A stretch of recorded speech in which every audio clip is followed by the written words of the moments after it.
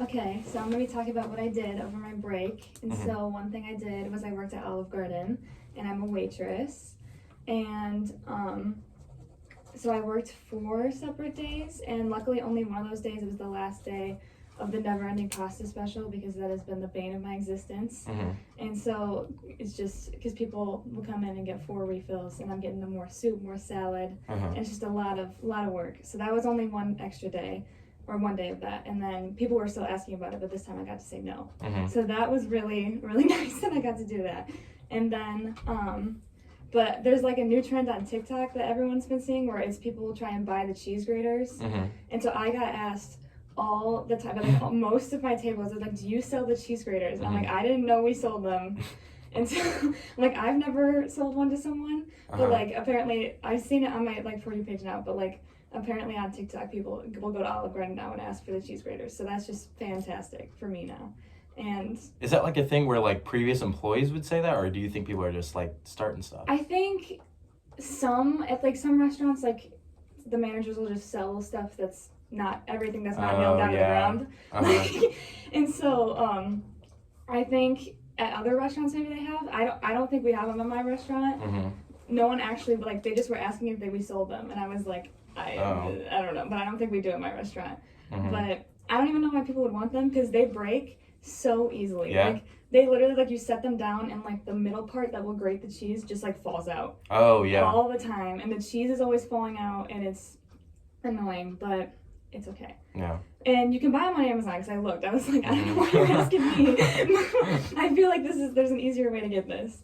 And then another thing that I had to deal with is, so in Indiana, to serve alcohol, you can be 19 and serve alcohol, and so you get a special, like, you have to get, no matter what age you are, you have to get a permit to serve alcohol, just whenever. But the ones for when you're under 21, it's like a restricted license, which is stupid because you take the same classes as the over 21. I guess it would be different if you're gonna be a bartender, because you can't be a bartender unless you're 21.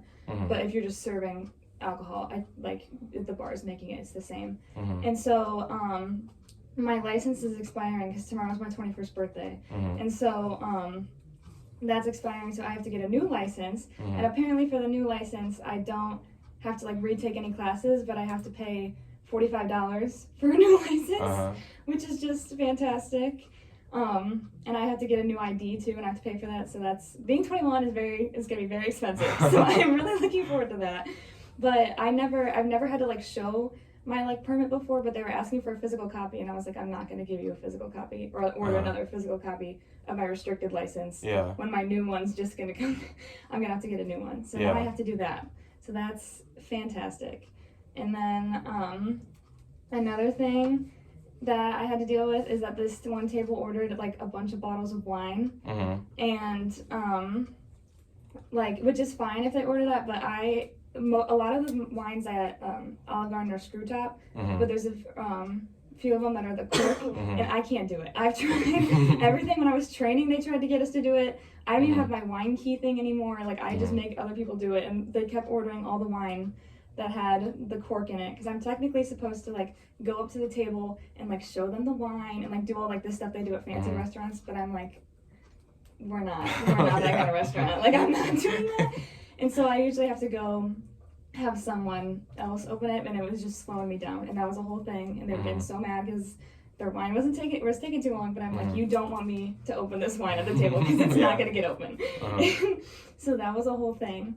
And then also are you able to give it to the customers to open, or is that like a No, and it's like a whole thing, because then they can't also like, because they also wanted to leave the restaurant like with the bottle, but like that's definitely, and like you can't do that. We have like a special like sealable thing, but they tried like walking out, and I was like, I gotta seal up your wine first, because then if they get pulled over with the like, and they have the receipt with the wine or something, and it's not sealed up, and they like it comes back to me, then like I could lose my job and everything. And so I was like, and they were getting very mad, but it's okay. And then there was another party on a different day that right before, it was like a party of 9, and they came in and they said they were all gonna want soup and salad, and then so I got their drink orders and everything, and then when I was getting their drinks, my manager told me that we were out of lettuce. And so I had to go to the search party and tell them that we were out of lettuce, and they were very upset. But they just sent someone, I don't even know, I think it was a host. They told him to drive down the street and get lettuce from Really? a GFS or something. And so if you need Olive Garden lettuce, they sell it at GFS apparently. So, insider tip. So that was a whole thing because there was just a party of 9 just screaming at me. And so that was lovely. But then they were fine. They got their soup, they got their salad. And yeah, it wasn't too terrible. I worked Black Friday and it wasn't that busy. But yeah, those are my crazy stories from Olive Garden. And then also, do they still serve breadsticks? Or is it okay? I was about to say it sounded like it was just like soup and salad or something. Oh yeah, no. And then for the soup and salad and stuff, that can kind of get annoying because the kitchen does like the salad. I make the salads like there's like a salad station and I'll put it all in the bowl. I get all the plates and everything. And then we have these like big metal container things with the soup, and then I have to scoop it out and everything. And then the bread, I have to put it in the baskets and everything. So that can get annoying as well, just having to get it all together. But once you get it down, you're fine. But that's different from working at like other restaurants and stuff.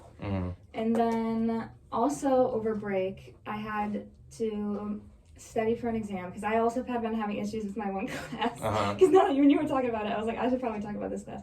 But so I have this one class. We had an exam today, and we have our entire class is 100 points, and we have 4 exams and a final exam, and each exam is 10 points, and then like the other 25 points is like lab and participation.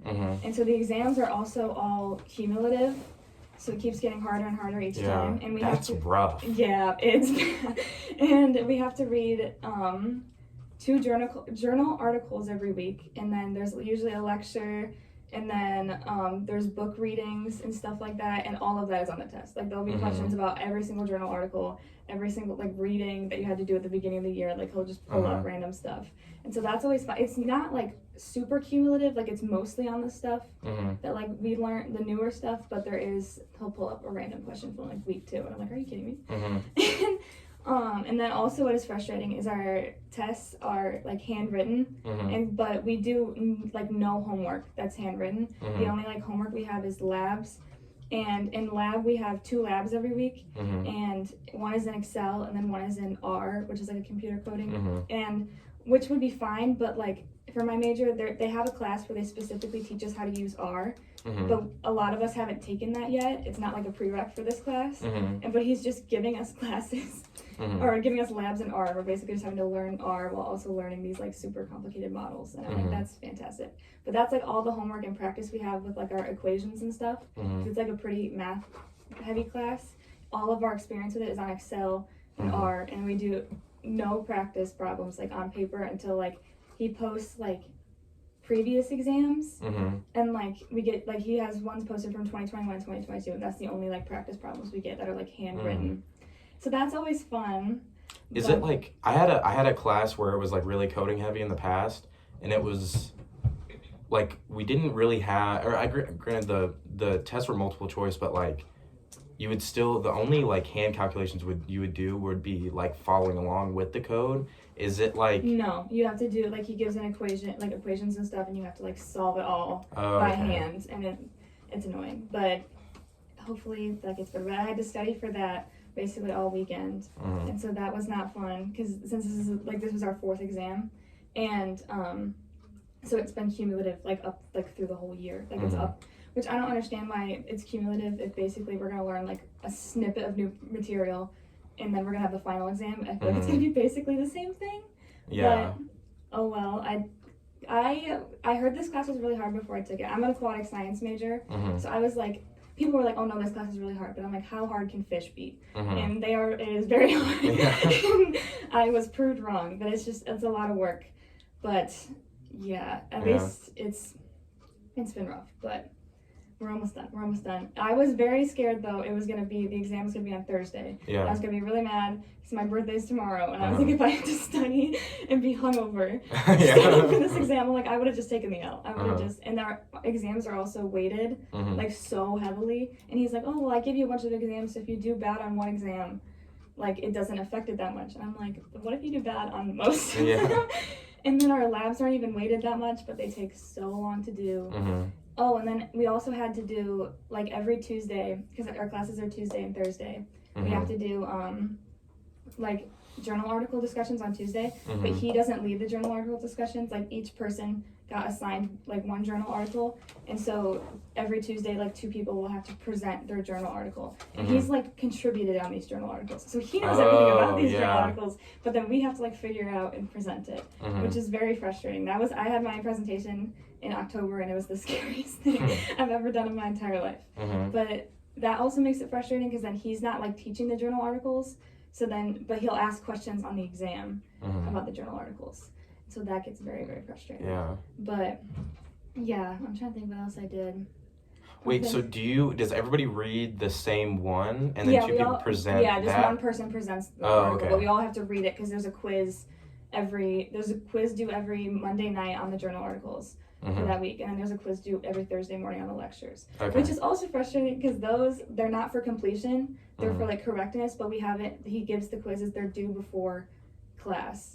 Like on Tuesday or on Thursday, so it's like you haven't even had a chance to, like, ask questions about it. They're thrown to the wolves. But it's almost over, and that's, like, my one hard class this semester. So that was good that I only really had that class. But yeah, that was tough to study for, especially because I was home for, like, I went home the Friday, I just skipped Monday, Tuesday. So, like, I was just not thinking about school at all, and then I was like, I gotta study for this test, and so that was rough. But now it's done. So yeah, that was pretty much my break. Was just working at Olive Garden and studying. There wasn't much, and then Thanksgiving, but that's pretty much it. Yeah. But yeah. You're right at. It's 11:56 right now, so you're basically at the time. Perfect. Yeah. Works out well. Okay.